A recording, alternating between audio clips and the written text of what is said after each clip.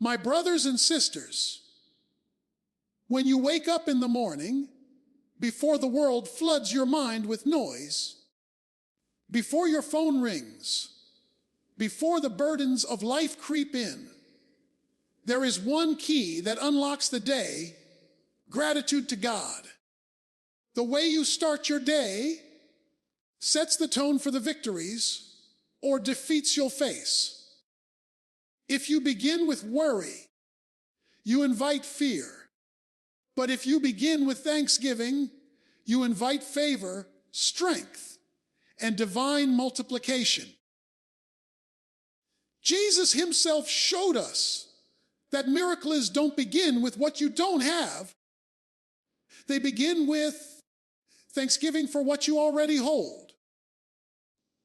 When you look closely at the story of Jesus feeding the 5,000, the most extraordinary moment was not the breaking of bread or the distribution of fish. It was when Jesus first lifted what looked like not enough and gave thanks. That act of gratitude turned insufficiency into abundance. This is a powerful truth for life, because so many times we measure our blessings by the quantity of what we hold in our hands. We look at our finances and say it is not enough. We look at our relationships and feel something is missing. We look at our health, our job, our opportunities, and convince ourselves we are operating out of lack. But the kingdom of God does not operate on the measure of what you see. It operates on the power of gratitude. Thanking God for what you already have is the seed that allows him to breathe on it and cause multiplication. When you stop complaining about the little you hold and start rejoicing over it, you shift the atmosphere around you. Gratitude is not denial of your needs. It is a declaration of trust that God is already at work with what he has placed in your hands. It may look small to you, but when lifted in thanksgiving, it becomes the raw material for a miracle. The principle is simple: scarcity in the hands of man can never stretch far enough, but scarcity placed in the hands of God with thanksgiving becomes more than enough. When you choose to thank him, you are no longer looking at what you lack. You are focusing on the giver, who is limitless in supply. That change in perspective opens the door for increase. This key point is crucial because it reminds us that gratitude is not an emotion that comes after abundance. It is a discipline that precedes abundance. Too often people say, when God gives me more, then I will give thanks. But the truth is the opposite. When you give thanks now, with what appears small, then God releases the increase. This is why thanksgiving must never be postponed until the circumstances change. It must begin now in the very place where things feel insufficient. Consider the short example of a young woman starting a small business. She has limited resources, an old laptop, and only a handful of customers. Instead of complaining, she wakes up each day thanking God for the little she has. She thanks him for every single customer, for the ability to work, for the skills he has placed in her, and even for the challenges that are teaching her resilience. While others in similar situations grumble and quit, she remains steady in thanksgiving. Over time, her gratitude changes her outlook, opens her creativity, and attracts people who want to work with her. Eventually, her business grows beyond what she could have imagined. What happened? Gratitude turned her small, beginning into a multiplied blessing. This principle is not just about material things. It applies to peace, joy, opportunities, and even relationships.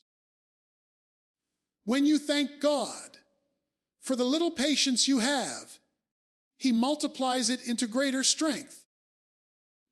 When you thank Him for the few friends who support you, He expands your circle with people who will pour into you.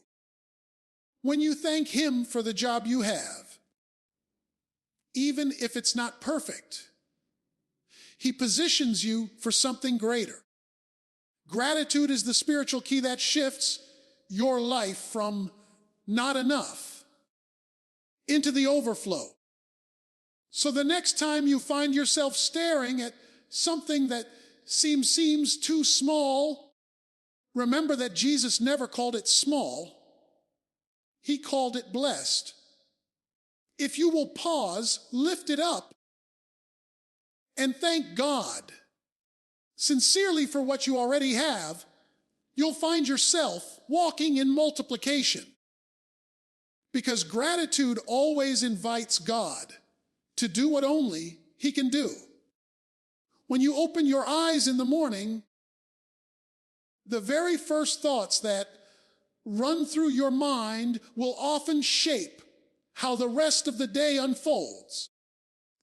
If those first thoughts are worry, frustration, or fear, you set a tone that invites more negativity to follow. But if those first thoughts are thanksgiving and reverence toward God, you set a spiritual alignment that places your day under the authority of heaven. To align your heart with heaven in the morning is more than just a ritual or habit. It is a conscious choice to recognize God's rule over your life before you step into the noise and challenges of the world. It means you are placing your priorities in divine order, acknowledging that no matter what you face, you have already chosen to live under the covering of His presence. When you wake up and immediately thank God, you are declaring that His goodness is greater than your challenges. His promises are more certain than your fears, and His authority is higher than any obstacle that will come your way. This is not about ignoring problems, but about positioning your heart so that you face them with heaven's strength instead of your own. Gratitude is the anchor that secures you to the truth of God's character, reminding you that He is faithful, sovereign, and already working on your behalf. It shifts your outlook from, I have to handle this day on my own, to, I get to walk this day with God leading me. Aligning your heart with heaven first thing in the morning also opens the door for peace and clarity. When the Spirit has room to move in your heart, anxiety loses its grip. Instead of letting worry fill your mind before breakfast, you allow joy to overflow. Instead of letting negativity dictate your emotions, you give permission for hope to rise. It is like adjusting a compass before a journey. If you set it correctly at the start, you will move in the right direction all day long. If you do not take that moment, you may drift off course without even realizing it. The heart that starts the morning aligned with heaven walks through the day carrying an atmosphere of God's presence, which not only blesses the individual, but also influences everyone they encounter. This principle is powerful because life is full of distractions and unexpected challenges. The enemy is quick to plant seeds of discouragement the moment you wake up. But when you begin with thanksgiving and alignment, you cut off his influence before it has time to grow. You are effectively saying, "This day belongs to the Lord, and I choose to walk in his will." That declaration alone puts you in a place of authority because you are no longer reacting to circumstances. You are responding out of a spirit already aligned with heaven. Here's an example that illustrates this well. Imagine two people who both wake up to the same set of difficulties: bills to pay, work deadlines, and family responsibilities.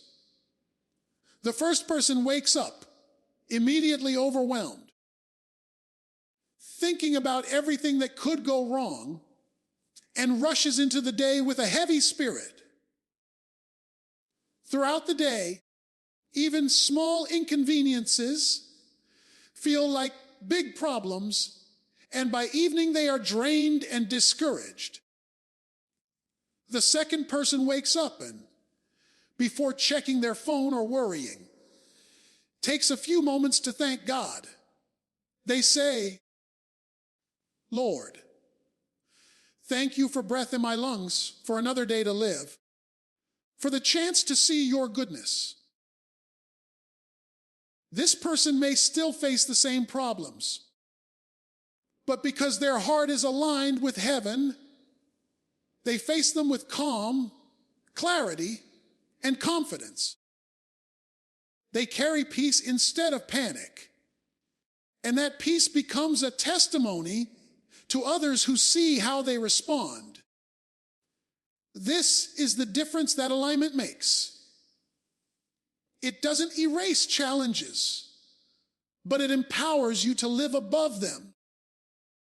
Aligning your heart with heaven first thing in the morning ensures that you are not living from a place of reaction, but from a place of authority and faith.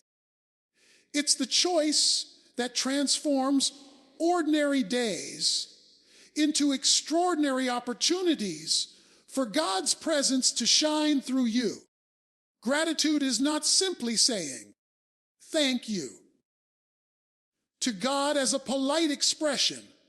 It is a spiritual force that strengthens and activates faith. Faith at its core is the ability to trust in what you cannot yet see, to believe in what has not yet manifested. Gratitude fuels that process because it shifts your perspective from focusing on what is missing to focusing on what God is already doing. When you choose to thank God in the middle of uncertainty, you are declaring that you trust Him more than the circumstances surrounding you. It becomes a prophetic act of confidence, saying, "I know you are good. I know you are faithful. And I know you are working behind the scenes, even if I cannot see the evidence yet."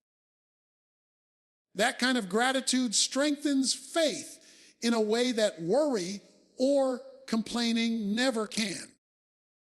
The reason gratitude unlocks the power of faith is because it anchors your heart in remembrance. When you thank God for what He has already done, you remind yourself that He has been faithful before and He will be faithful again. This memory of His goodness, courage to believe, that He will not fail you in your present situation. Complaining blinds you to God's past provision. But gratitude keeps your eyes open to His consistent hand at work. That shift in perspective empowers faith to rise. Because if He has carried you before, He can carry you again. Gratitude also silences doubt. Doubt thrives in environments where the heart is consumed with what is lacking, but gratitude creates an environment where faith can breathe. When you give thanks in advance, you are testifying that the outcome is already secure in God's hands. This draws heaven's attention because it reflects trust. Scripture reminds us that without faith it is impossible to please God, and gratitude is a doorway into that pleasing faith. When you say, Lord, thank you for the answer even before it arrives, you are aligning your heart with the reality that God is not limited by time, resources, or obstacles. Gratitude then becomes the language of faith in action. Another reason gratitude unlocks faith is that it keeps you from being paralyzed by fear. Fear always magnifies the problem, but gratitude magnifies God. When your eyes are fixed on His goodness, your faith expands to believe for greater things. Gratitude transforms a situation from, I don't know how I will survive this, into, I trust that God is in control and He will make a way. That posture of thanksgiving causes your spirit to rise above circumstances and activates faith to call forth what is unseen. Consider an example of a man who lost his job unexpectedly. His natural reaction could have been to panic, to complain, and to let fear overwhelm him. Instead, he chose gratitude. Each morning he thanked God for waking him up, for giving him skills and talents, for the time to spend with his family, and for the doors that would soon open. Even though his situation did not change immediately, his gratitude kept his faith alive. Weeks later, a new job opportunity came that was not only better in pay, but also more fulfilling in purpose. His gratitude had unlocked the power of faith to endure the waiting and to trust God for the outcome. Had he chosen complaining, he might have given up, lost hope, or missed the opportunity altogether. This is how gratitude and faith work. Together, gratitude feeds faith, and faith fuels miracles. A thankful heart always sees God's hand, even in small details. And that vision strengthens the courage to believe for more. Gratitude is not the product of faith. It is the partner of faith, the key that unlocks its full power.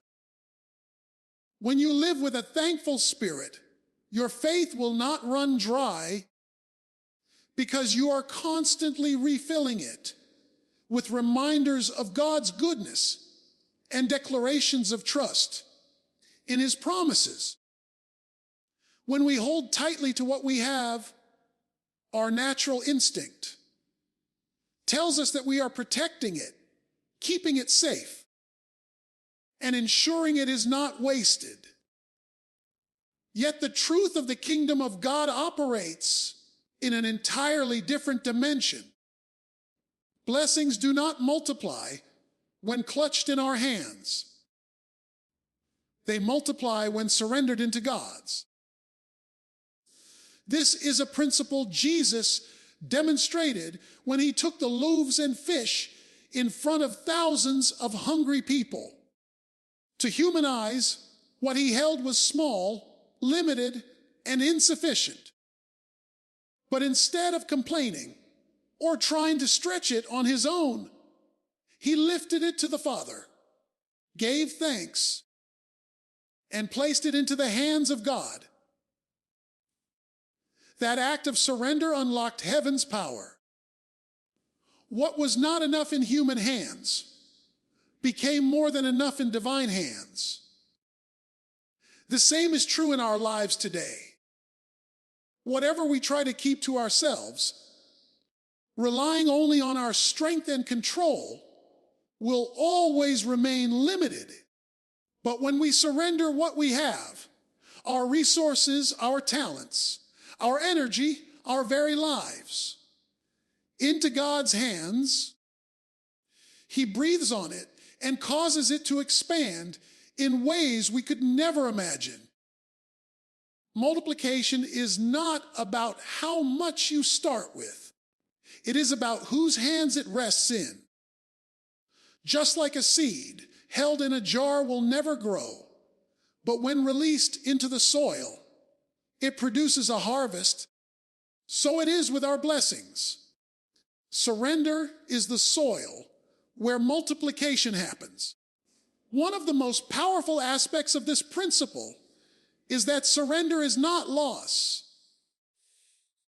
To the natural mind, giving something up feels like reduction, but in the kingdom it is an exchange. You give to God what seems small, and He returns to you what is abundant.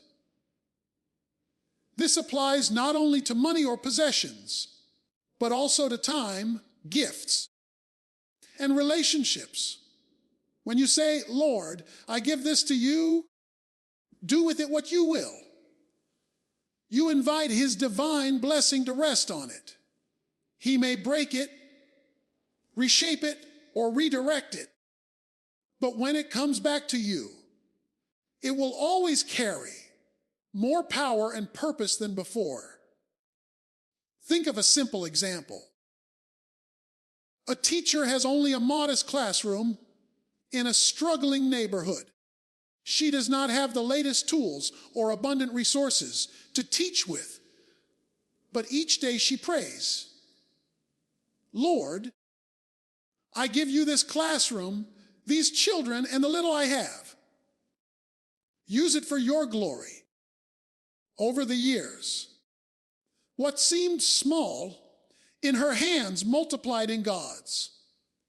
Students who might have been overlooked were inspired, encouraged, and transformed by her dedication. Many went on to pursue careers and opportunities they never thought possible. That teacher didn't multiply her influence by her own strength. She multiplied it by surrendering her work into the hands of God. What could have remained ordinary became extraordinary because it was blessed, broken, and multiplied by Him. This principle challenges us to ask, what are we holding too tightly that God is waiting for us to release? Is it a talent we've hidden out of fear? Is it a resource we're afraid to give? Is it time we withhold because we think we must control everything ourselves? When we keep these things in our grip, they stay small.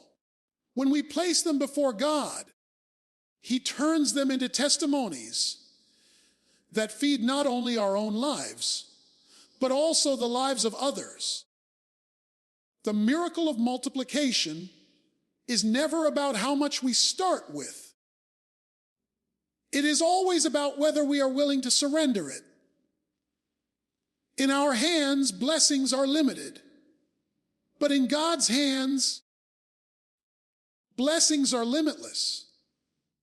When we learn to lift up what we have and release it to Him with thanksgiving, we discover that nothing is ever truly lost in surrender. it is only multiplied. When you cultivate a heart of thanksgiving, you are doing more than expressing polite gratitude. You are activating a supernatural force that transforms your inner life and the world around you. Thanksgiving releases joy and peace into your spirit in ways that nothing else can. Joy and peace are not simply feelings that come and go based on circumstances. They are fruits of a thankful heart. When you consistently thank God for what you have, no matter how small it seems, your perspective shifts. Instead of focusing on what is lacking or what could go wrong, your mind begins to dwell on the goodness of God. That shift creates a spiritual atmosphere in which fear, anxiety, and discouragement lose their grip, and joy and peace rise to fill the space. Thanksgiving is like a shield that protects your heart. Life is full of challenges, unexpected bills, workplace pressures, family conflicts, and personal setbacks. Left unchecked, these difficulties can overwhelm your spirit and steal your joy.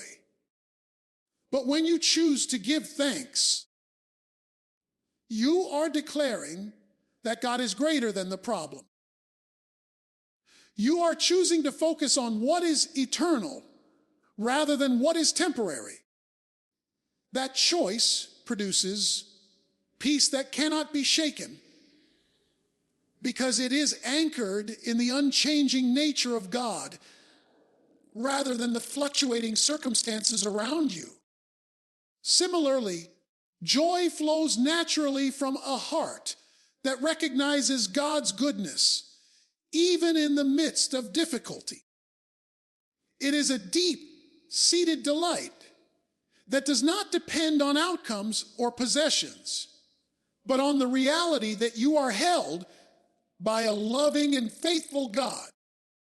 The power of thanksgiving extends beyond your personal spirit. Gratitude shifts the atmosphere in your home, your workplace, and your relationships.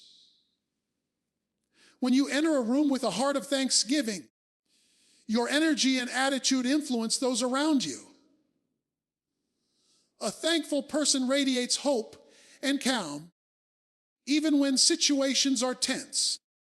Their attitude acts like a balm, softening conflicts and encouraging others to see God's hand in their own lives. In this way, gratitude is both defensive and offensive. It shields you from discouragement and attacks of negativity, while simultaneously inviting blessings, encouragement, and peace into your environment. Consider the example of a young woman working in a busy corporate office. Her job was demanding, her hours long, and her workload often seemed overwhelming. Many of her colleagues complained daily about deadlines, stress, and frustrations. Instead of joining in the negativity, she made it a habit to start each day thanking God for the work. She had the skills to perform it and the opportunity to impact others positively. Over time, her joy and calm became noticeable. People began seeking her out for advice, support, and encouragement. Her attitude not only protected her own peace of mind, but also transformed the workplace atmosphere. Her thanksgiving had created an environment in which peace and joy could flourish, even amid pressure. This example shows how gratitude is not passive, it is a proactive spiritual strategy. By giving thanks consistently, You are planting seeds of joy and peace in your heart that grow over time. You are creating a stronghold against discouragement and negativity. And you are positioning yourself to experience life from a higher spiritual perspective. Thanksgiving becomes a shield and a weapon, a source of joy that cannot be stolen, and a wellspring of peace that cannot be shaken, regardless of circumstances. When you embrace Thanksgiving daily, you will discover that joy and peace are not fleeting. They are the natural result of a heart aligned with God.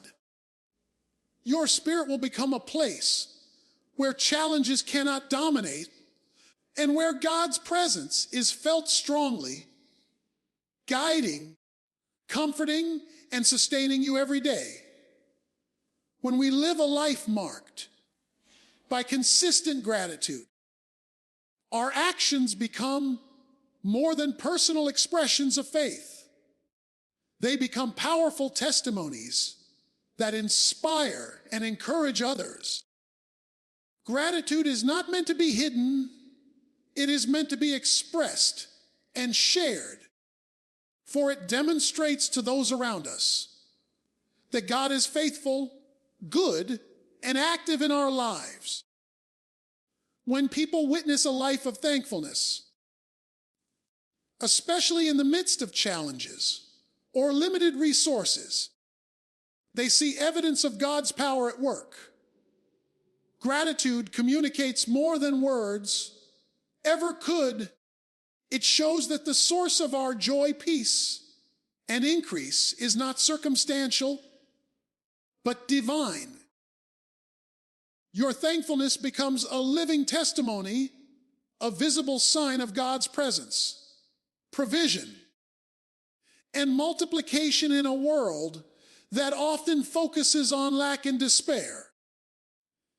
A grateful life speaks volumes because it highlights God's involvement in our daily circumstances. When others see you respond to setbacks with thankfulness, they witness faith in action. Gratitude demonstrates that God's timing and provision are trustworthy, and it encourages those around you to trust Him as well. Just as Jesus' act of blessing and giving thanks over the 5 loaves and 2 fish became a testimony to the crowd, your daily expressions of gratitude show people that God can take the little we have and multiply it beyond what we imagine. Testimony through gratitude is contagious. It plants seeds of hope, faith, and expectation in the hearts of others. People may not fully understand the spiritual mechanics of multiplication, but they recognize its fruit when they see your life consistently marked by peace, joy, and increase despite circumstances. The testimony of gratitude is especially powerful because it combines humility with faith. It communicates that you acknowledge God as the source of your life and blessings, rather than taking sole credit for what you have achieved. When others see someone openly giving thanks, they are reminded that no blessing is too small to be celebrated, and that God is intimately involved in even the simplest details of life. This form of testimony encourages others to look beyond appearances, to trust God in scarcity, and to adopt an attitude of faith and thanksgiving themselves. The influence of such a life extends far beyond immediate circles, inspiring communities, workplaces, and families to embrace faith, hope, and gratitude as a way of living. Consider the example of a small business owner who struggled to grow her shop for years. She had very limited resources, faced competition, and endured many setbacks. Instead of becoming discouraged, she started a daily practice of thanking God for every customer, every sale, and every opportunity, no matter how small. Over time, her attitude and consistency were noticed by the community. Customers began to remark on her joyful demeanor and positive spirit, often saying that her optimism encouraged them in their own lives.